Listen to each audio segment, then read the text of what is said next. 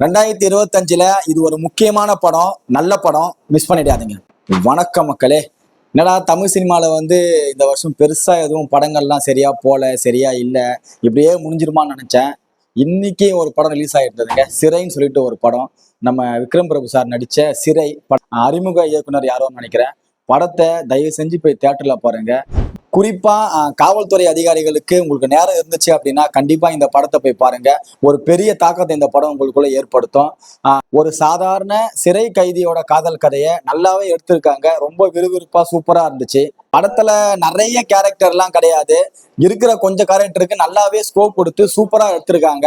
இந்த தமிழ்நாடா இருக்கட்டும் இல்ல மற்ற மாநிலமா இருக்கட்டும், இந்த மத கலவரத்தை தூண்டுறவன், இந்து வேற முஸ்லீம் வேறன்னு சொல்லி மத கலவரத்தை தூண்டுறவன், இவனுங்கெல்லாம் கரெக்டான செருப்படி இந்த படத்திலேயே இருக்கும்.